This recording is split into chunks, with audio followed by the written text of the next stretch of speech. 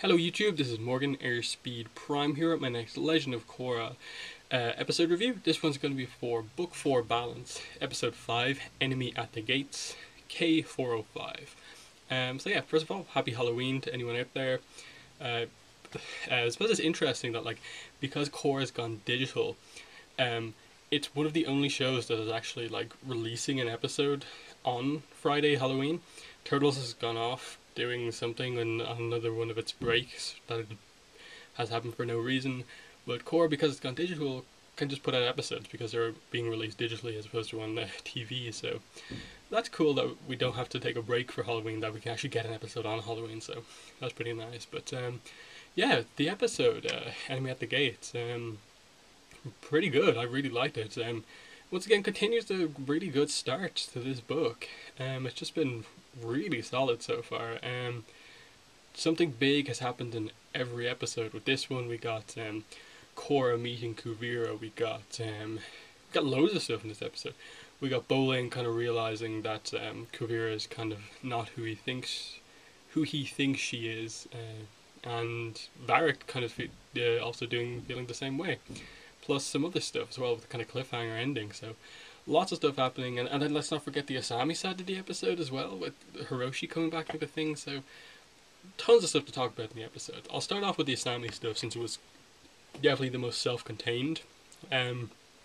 We got 3 scenes of her after not seeing her for a while, but they were really good scenes. Actually, I really like that she finally goes to visit her father for the first time in 3.5 years basically, because let's not forget it was back in book 1 where Hiroshi was put in jail at the end, and so there was a 6 months time skip between book 1 and 2, a few weeks between book 2 and 3, and then 3 years obviously. So it's been 3.5 years since she's seen him, and basically she goes to him to return all of the letters that he sent her during his time in prison, which is interesting in itself, in that you can really see that at some point during his imprisonment he really came to the conclusion that, what he did was completely wrong, and that he ended up hurting himself more than anyone else, and that what he did isolated his daughter from him, turned his daughter against him, and at the end of the day turned the only remaining member of his family against him in an effort to get revenge for what happened to the rest of his family. So it's this interesting situation, and now he's realised kind of, I suppose, where his priorities lie, and that he wants to get a relationship back with Asami, and as much as she's trying to remain from that and saying, I'm just here to give you these letters back, she does let him say his kind of one last piece to her before she leaves. And I thought it was a really good performance from Daniel Day Kim as Hiroshi, because it came across as very emotional, very remorseful from Hiroshi as well, kind of saying that, I was completely wrong, and you really don't get an evil vibe from him this time around, that he's going to do something if he is maybe let out or something like that, if Asami decides to work with him or something like that. And just that line, you're as I'm an inventor, you were my greatest creation. That was really kind of clever writing for that line there, definitely. Sorry, I shouldn't be glowing anymore, but yeah, lighting's really weird. Window right there. But yeah, Hiroshi, and then she does come back. She has that scene in the park where she's just kind of she's very emotional about it. She's she really doesn't want to go back, but at the same time, she sees all of these people having these kind of father kind of daughter, father son moments, and she really wants that because it's something she hasn't had. She's been on her own for such a long time. Korra obviously still has her parents. She's gone back to visit them and stuff like that. Mako and Bolin have found their family and they have each other. But Asami kind of is just on her own right now. She's had to kind of take up the role of getting Future Industries back on her own, and doesn't have any remaining members of her family. So it was an interesting thing that they actually had that. She finally kind of became I need the one remaining member of my family, just like Hiroshi needs her. It was very emotional, and then she finally comes back and kind of just says that she kind of didn't want to, but she realizes that she does kind of want this, that as much as she kind of felt anger and wanted to hurt him for how he hurt her, she kind of she felt nothing but kind of like sadness that she wanted this relationship back, and so they play Pai Sho, which was set up in book 3 when she says that Hiroshi taught her how to play Pai Sho, and he's happy to do that. And it's definitely set up for like we're gonna get some more scenes with these two. I don't know exactly where it's going. As I kind of suspected, I speculated in either the last or the one before that speculation video.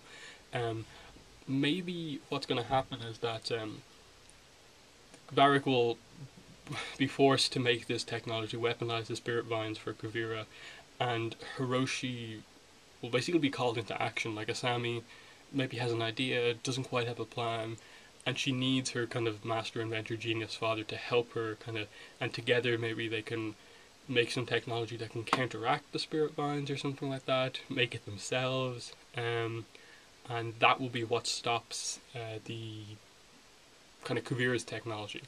That's the kind of way I can see it going, and that maybe you can really have Hiroshi actually make amends for what he did, rather than just kind of being apologetic for what he did, but actually like do something to make amends, that he this time uses his technology not to fight for the Equalists, but to help against Kuvira or something like that.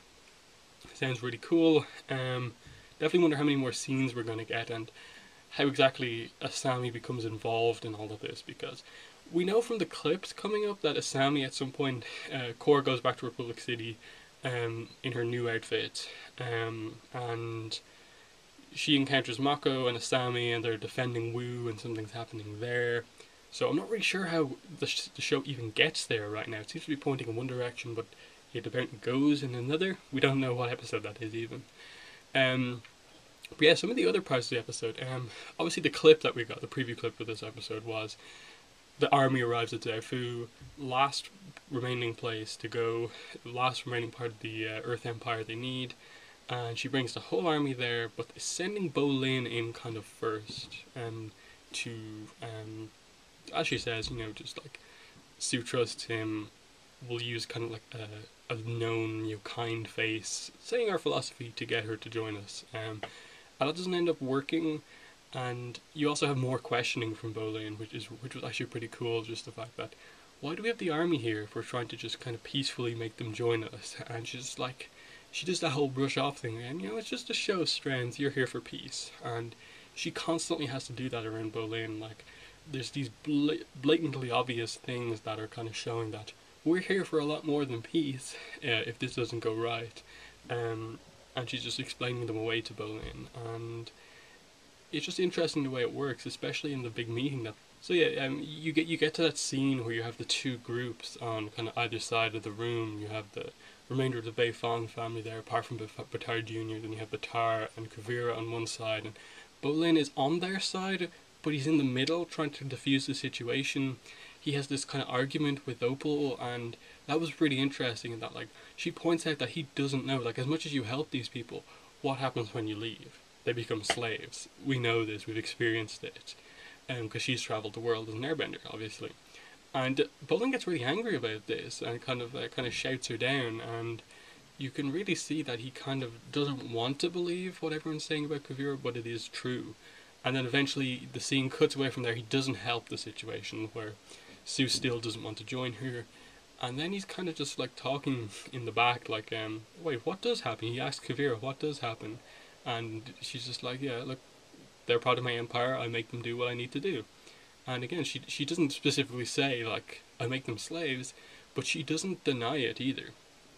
And so there's all of these things, more and more going against it, and while this is kind of happening, you also have this thing with Varrick, where his experiments with the spirit vines go wrong. He realizes it's very dangerous to try and harness the energy from the spirit vines, and that it basically like blew up and created this massive laser.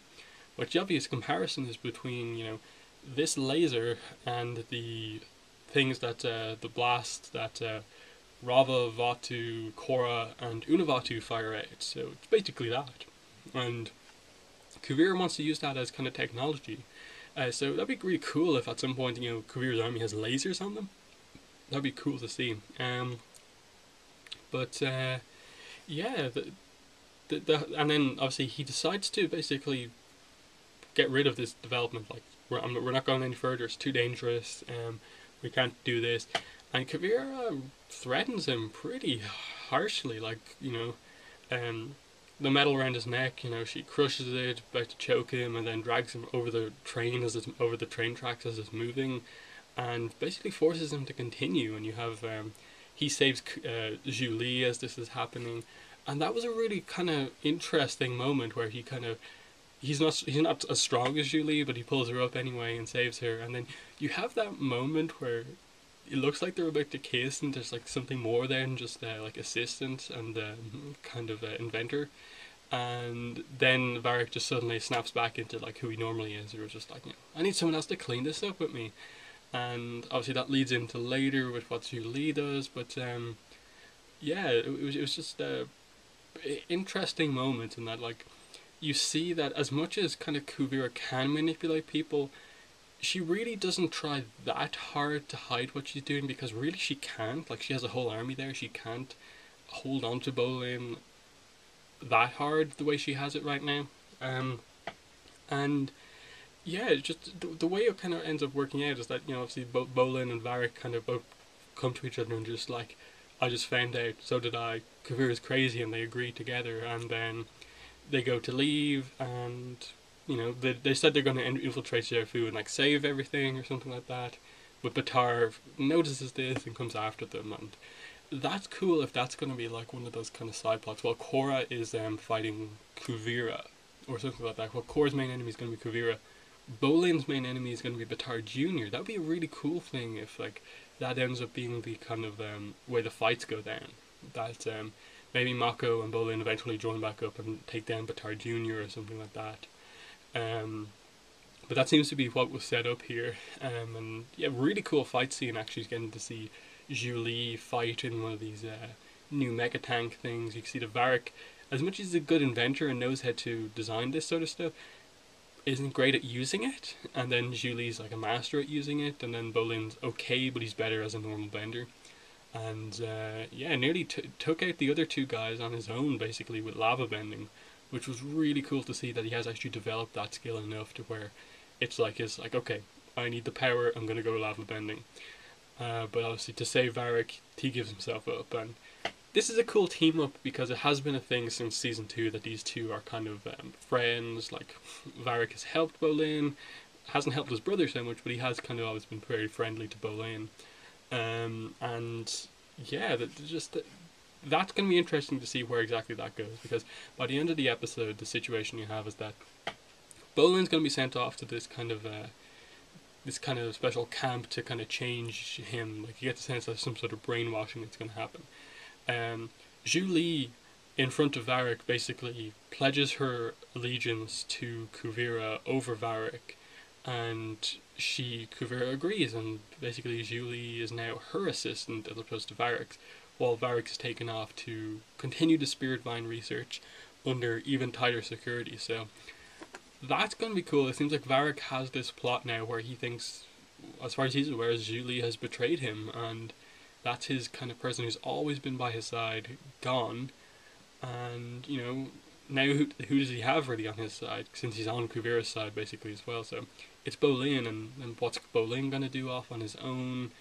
Is he going to escape from this place, or is he going to meet some other people there? Like, I don't know where that's going, the whole Bolin thing, if he's going to be captured. Because I think from the trailer for book 3, I think we've seen nearly every scene with Bolin in it in the trailer now. And so we don't know what's happening from here on out. I think most of the clips from the trailer are done now, apart from a few Korra ones. And yeah, as for Zhu Li's kind of turn, it's hard to know, because on one hand, the way she speaks about it is so kind of in-depth that you think, oh wow, she really has changed sides. But at the same time, you go back to that scene with her and Varrick where they almost kissed, and you get the sense that as much as Zhu Li maybe getting annoyed at Varrick and the way he treats her, she does in some ways kind of like him, admire him, more than just, he's a master inventor, as she says, greatest mind in the world or something like that, until I saw you. So maybe she's just kind of going undercover, and at some point will reveal herself, try and take out Kuvira, and something will happen. because we know, or at least Varrick's voice actor has confirmed at some point that Varrick speaks about his past, so maybe we'll get some more serious time with Varrick coming up, so that would be nice to see. What else is there to talk about? Oh, when Korra arrives back in Zaofu, she and Su Yin talk, and we get the backstory thing about how exactly Baatar Jr. and Kuvira left, and the whole situation with Su and Zaofu not wanting to do what Kuvira's done. Very to the point flashback, nothing like massively revealed, but it was interesting. It gave us the information we needed. And just the idea that what happened was that Tenzin and Raiko came to Suyin basically asking that, we need someone to stabilize the Earth Kingdom. It's in complete chaos. We think you're the person to do it because the world leaders trust you, Su. And she doesn't want to do that. She doesn't want to come across as like a tyrant. She doesn't want to go in with her own military to establish order and come across as if she's taking over the world. And Kuvira, who at this stage, is just, the captain of guard, Book 3 Kuvira, who we know, hasn't said much, she reveals that, she thinks it's important that Suyin does this, and she really wants them to do this, that show them that Zaofu is this place for the future, and that this is what everywhere else could become like. And Suyin cuts her down, but Suyin now realizes that was the point at which there was a rift between the two, and Kuvira started kind of plotting against Su, and so she, I assume, started dating Baatar Jr., turned him onto her side, and then they left the city with basically most of the most powerful fighters in the city and a lot of the wealthy people from the city. I think the implication is that Zaofu maybe isn't as powerful as it once was, but it still doesn't need Kuvira's help or aid or stuff like that. So it's still that situation where, at the start of the episode, Kuvira doesn't want to just go in with their forces and take over Zaofu by force like Baatar Jr. wants, because the eyes of the world are on them, and this would come across terribly if they did that. And that's the thing, Zaofu doesn't need that. And that kind of leads into, I suppose, the conversation that Korra then has with Kuvira. It's obviously the first meeting of these two, apart from, she was kind of in the background of some scenes together. This is their first kind of big meeting where they talk, hero, villain, that sort of way. And I found it interesting in that earlier on, Suyin asked Korra to basically go to the Avatar State and take out Kuvira's army. That's how you can help. But Korra says, that was the old me, now I want to talk to her. I think she can be reasoned with because she was your kind of protege. She has your ideals, she's just taken it too far. And I think this is kind of what she's learned from Toph, in that she wants to see the side of Kuvira that she can actually learn something from. I think that's why Korra is handling this situation kind of very calmly and wanting to talk about it, in that she really wants to see, where exactly is Kuvira coming from here? What I learned from all these other villains I didn't think I could learn from. Surely there has to be something with her, so I'm going to talk to her before I start fighting. And the conversation is pretty interesting in that Korra, definitely of all the characters, probably at this stage knows the least about Kuvira in terms of, how manipulative she is. And Su warns her that she can't be reasoned with, and to some extent that happens. But the conversation goes a lot differently than I maybe expected, and that Korra's just this isn't right, you have to pull out as Zaofu. Kuvira doesn't want to, and basically explains that, I'm doing this, because, while you were gone, I saved my country, basically, by uniting it together.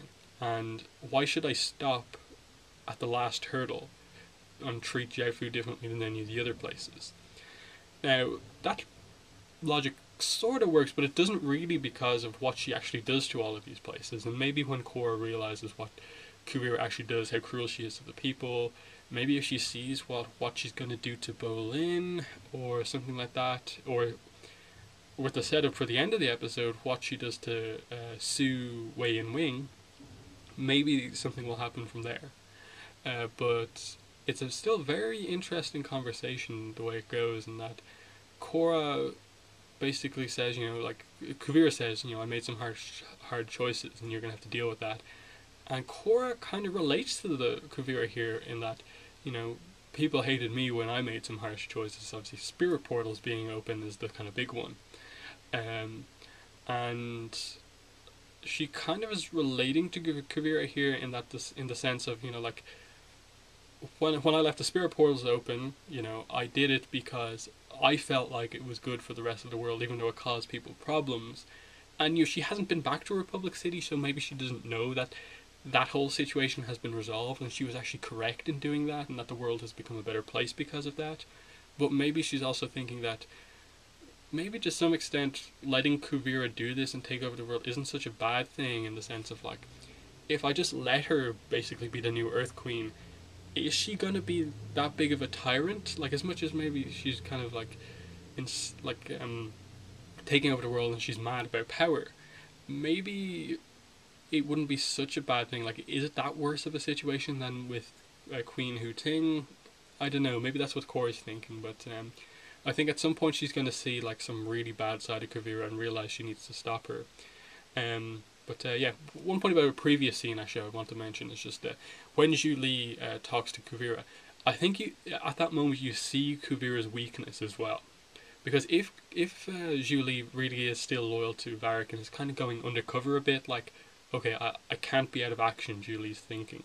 So I'll get on Kuvira's side by playing on the fact that she is obsessed with power, she's obsessed with people bowing down to her, showing loyalty to her. And, you know, the fact that Kuvira does this 180 from, I'm sending you away to the place where I put the worst traitors, to, you can be my assistant now, basically. That's a big thing, just with one speech about, you know, I'm now loyal to you because you're great, effectively. So that's a big thing that other characters I think could use against Kuvira, and that if you start talking about how great she is and how you're going to pledge loyalty to her, she's going to kind of give you a chance, and maybe people can use that against her. But yep, that is that. Then what else is there to talk about? I suppose really it's just the final scene of the episode, pretty much. That being, Korra turns to Zaofu, talks to Batar and asks where Sue is, and he reveals that Sue, Wei, and Wing have gone in undercover. I think he says in those suits to take out Kuvira ended once and for all.